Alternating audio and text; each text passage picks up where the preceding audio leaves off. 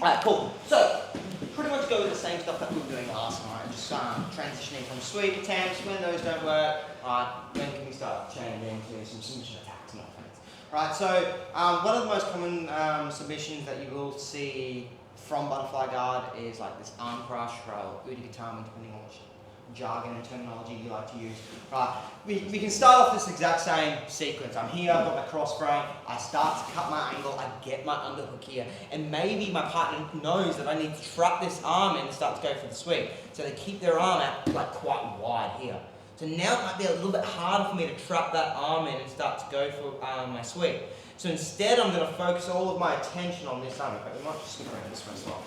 Alright, so what I want to focus on, right, is I want to focus on getting this arm to line up, right, between my shoulder and my neck.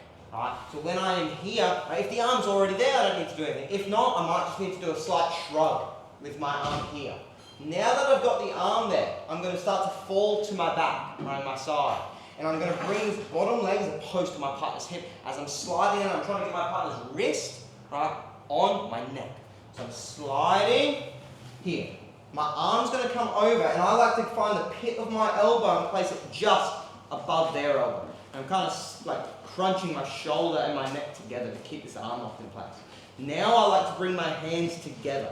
Right? My other leg, my butterfly hook that's still there, I'm going to bring that foot up onto my partner's lower back, and I'm going to start to just look to bring my knees together.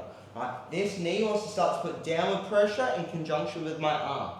Notice how I'm on my side though, there is space for the arm to move. Sometimes people get here, no, you can say that, right? Sometimes people get here, but there's nowhere for the arm to go. So very important that there's space.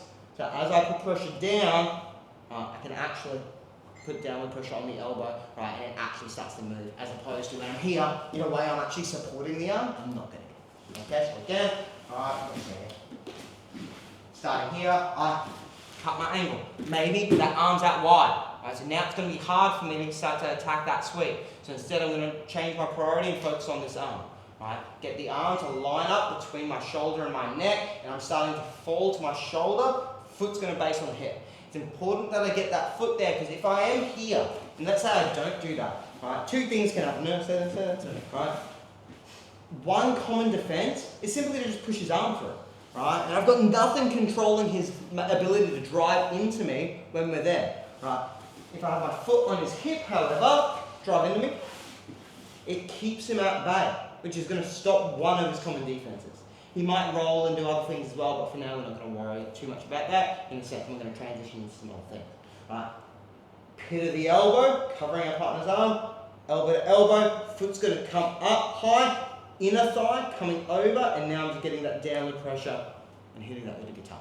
Alright, so we'll go one last time. Here, same posture, we enter into our sweep. Alright, it's too far away, or maybe it's close initially. As I go to grab it, he moves it out of the way. Slide back, foot on the hip. Alright, elbow to elbow, cover. Foot comes on the back, I'm putting downward pressure through and hitting that arm.